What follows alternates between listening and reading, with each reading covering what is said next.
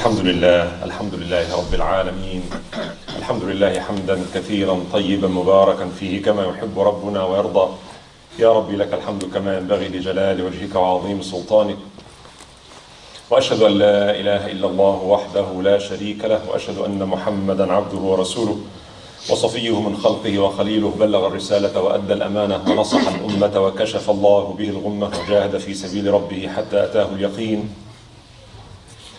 فاللهم اجزه عنا وعن والدينا وعن الإسلام والمسلمين خير ما جزيت به نبيا عن قومه ورسولا عن أمته. اللهم أحينا على سنته وتوفنا على ملته وأوردنا حوضه واسقنا من يده الشريفة شربة هنيئة لا نظمأ بعدها أبدا. ثم أما بعد, my dear respected brothers and sisters, just want to share with you today a wonderful hadith narrated by Al-Imam At-Tirmidhi عن أبي هريرة رضي الله عنه قال, he said, the Prophet ﷺ said, who will take these statements from me so that he may act upon them, or teach one who will act upon them? Abu Hurairah said, Ana ya Rasulullah, I shall, O Messenger of Allah. And here the Prophet ﷺ took Abu Hurairah's hand and he enumerated 5 things. He said, be on guard against the unlawful and you shall be the best worshipper among all people. اتق المحارم تكن أعبد الناس. Be satisfied with what Allah has given you and you shall be the richest of all people. Be kind to your neighbor and you shall be a believer. Love for the people what you love for yourself and you shall be a Muslim. And do not laugh too much, for indeed increased laughter kills the heart. 5 wonderful advices from the Prophet ﷺ. And we should all act upon them and teach others so that they may act upon them.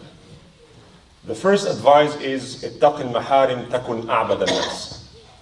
Who is the best worshipper? In our families, in our community, when we talk about the best worshipper, who comes across our mind?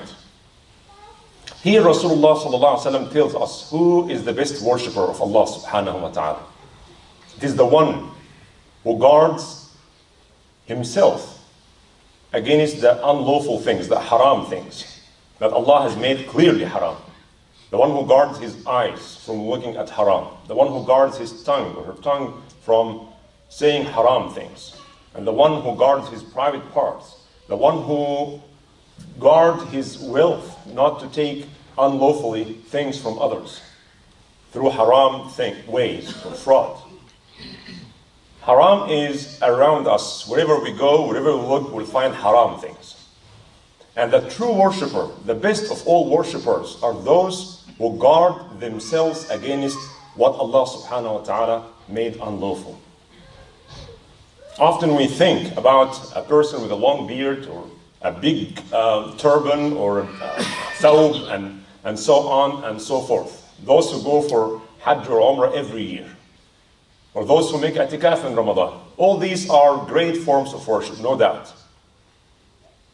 But we don't know for sure whether the person is doing this ibadat for Allah or for the people.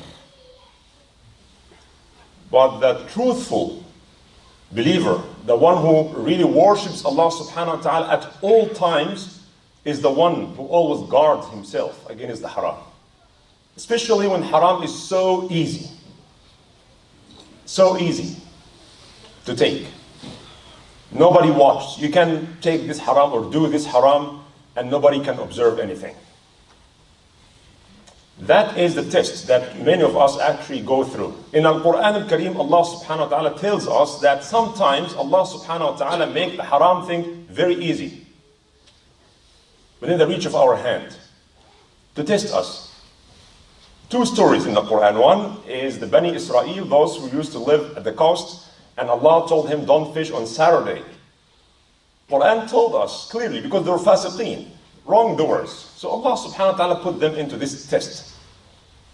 On Saturday, the fish come very close from shore and jumping, visible, very easy to catch. But for the rest of the week, they have to go deep in the sea to fish. But they could not resist. It was made clear for them that's haram to fish on Saturday. Surah Al-A'raf, if you want to read the details of the story. وَاسْأَلْهُمْ عَنِ الْقَرْيَةِ الَّتِي كَانَتْ حَاضِرَةَ الْبَحْرِ. Another case, when Allah subhanahu wa ta'ala told us that while you are in a state of ihram, when you are going for Hajj and Umrah, you cannot hunt. Even if you see wild, edible wild animals around and you can easily catch them, you cannot do that. And Allah subhanahu wa ta'ala said that Allah will send to you some of these animals. تَنَالُهُ أَيْدِيكُمْ وَرِمَاحُكُمْ. Your spears and your hands can easily catch. لِيَعْلَمَ اللَّهُ مَنْ يَخَافُهُ بِالْغَيْبِ. So that Allah knows who would resist this temptation to go and kill these animals and take it, and who will not. And that's a test of ibadah. That's a real ibadah of Allah subhanahu wa ta'ala. تَقِي الْمَحَارِمْ تَكُنْ أَعْبَدَ النَّاسِ. And this is not the only situation in which our iman, our ibadah of Allah subhanahu wa ta'ala will be tested when we are in the state of ihram. Because nowadays, honestly, in ihram, we don't even think about fishing or hunting or anything like this. But from time to time, Allah subhanahu wa ta'ala will bring to us, near to us, something that is haram. And we know for sure it's not a matter of some scholars said and some scholars said halal, and there's nothing, it's haram. You don't need any scholar to give you a fatwa of this. And it will be made very close, very easy, catch. لِيَعْلَمَ اللَّهُ مَنْ يَخَافُ اللَّهِ. So Rasulullah sallallahu alaihi wasallam told us in this beautiful hadith, اتَّقِ الْمَحَارِمْ تَكُنْ أَعْبَدَ النَّاسِ. If you want to be among the best of the worshippers of Allah subhanahu wa ta'ala, this is what you need to do.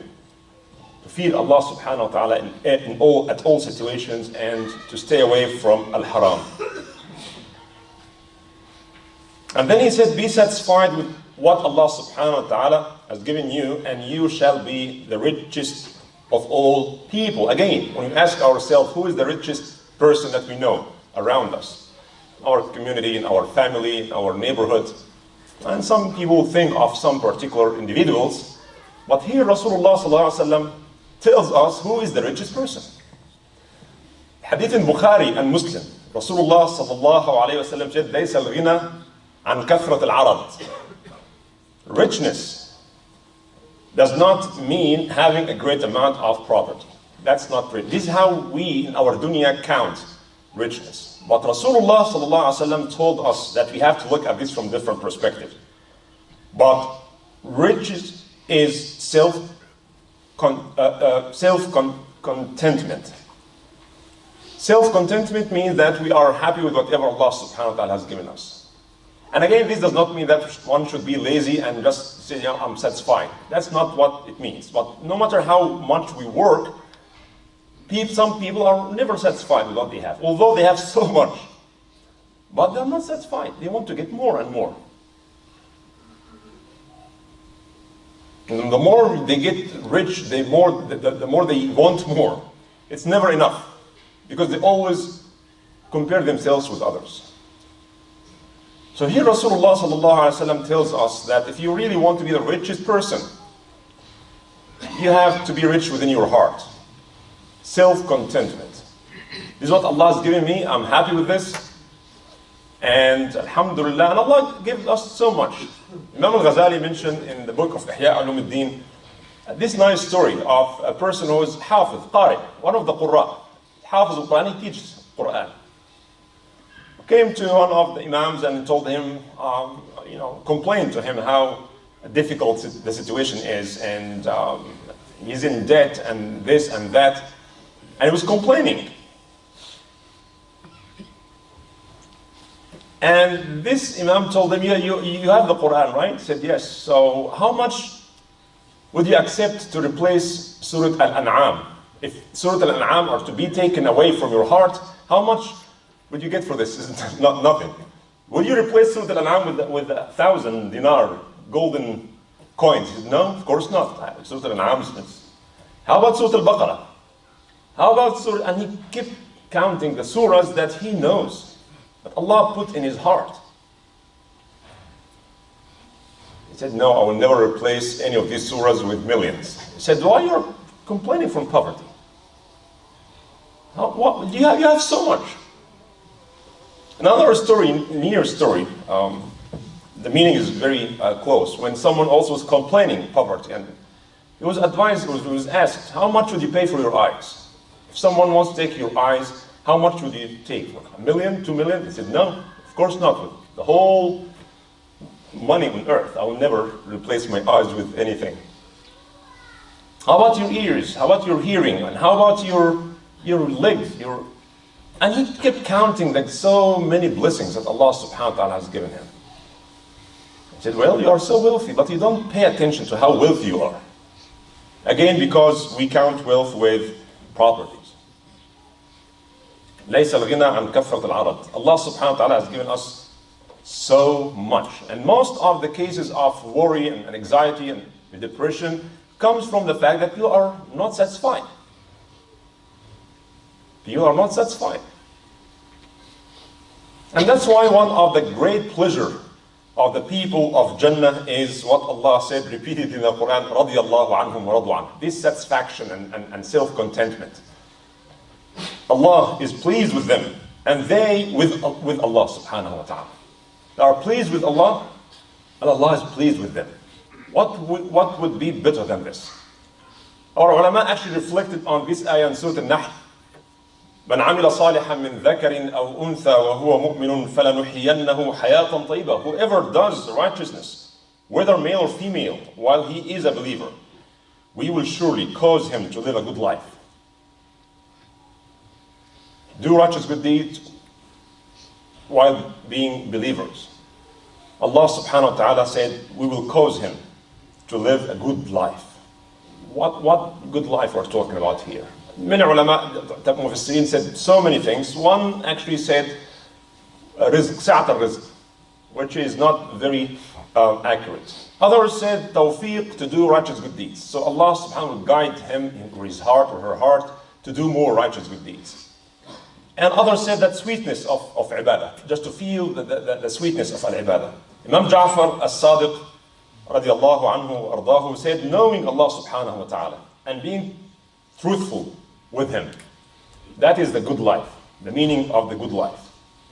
It has to do also with contentment. Rida, radiallahu anhum wa radu anhu. Allah is pleased with them, and they are pleased with Allah subhanahu wa ta'ala. They are pleased with Allah in this dunya, and they will be pleased in al-akhirah. So these are the first two advices that the Prophet ﷺ has given us. Be satisfied with what Allah subhanahu wa ta'ala has given you, and you shall be the richest of all people. And be kind to your neighbor, and you shall be a believer. This is what the Quran also said. Allah subhanahu wa ta'ala said, be nice and just to those who do not fight against you. Those who live with peace with you, be just and kind and fair with them. Whether Muslims or not Muslims. And we know for fact that Rasulullah ﷺ said that your neighbor has right upon you. ما زال جبريل يوصيني بالجار حتى ظننت أنه سيورثه. Jibreel kept reminding me of the right of the neighbor to the point where I thought that the neighbor will have some inheritance from what we leave behind. Like our children and our spouses, and then our neighbors. He will get a share of our tarika or wealth we leave behind. To that point, Rasulullah ﷺ said. And so many questions come in this regard.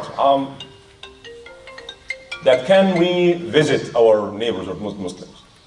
Can we go to the janazah of their parents when they passed away in a church? I don't know why all these questions, I don't know what is the source of these questions. Why not? The Quran tells us that you need to be kind and nice and fair to your neighbors. Of course, we don't disagree with their religion. We don't worship what they worship. Right? That's clear. That's obvious. Still, we have to be nice and kind to them.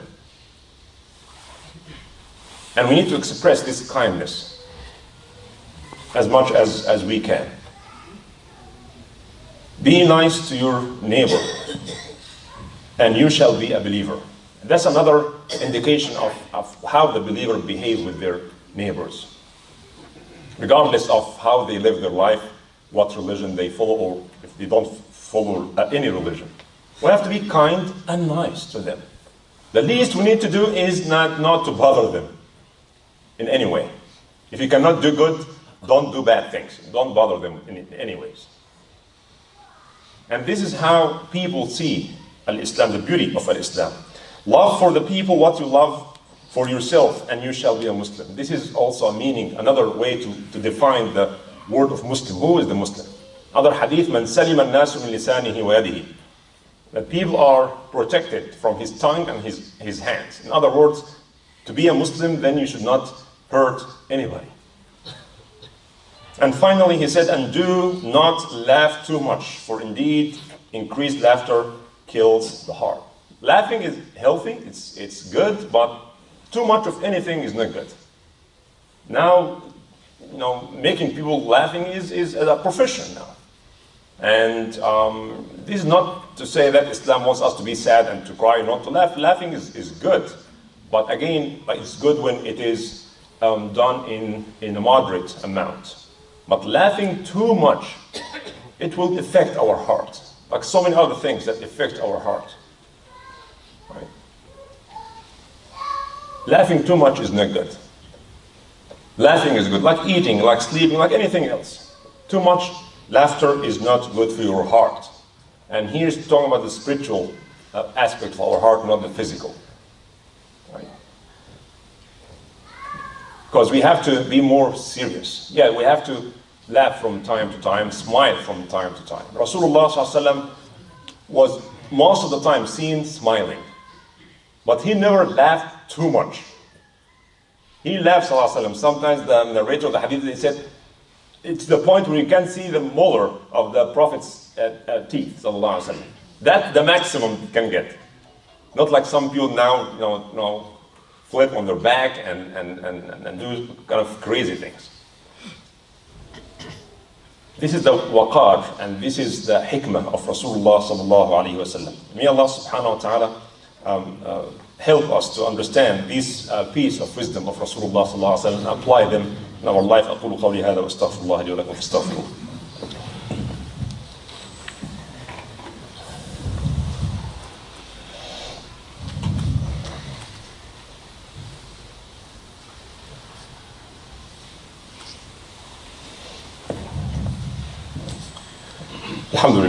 الحمد لله رب العالمين والصلاة والسلام على أشرف الخلق والمرسلين سيدنا محمد وعلى آله وأصحابه أجمعين إن الله وملائكته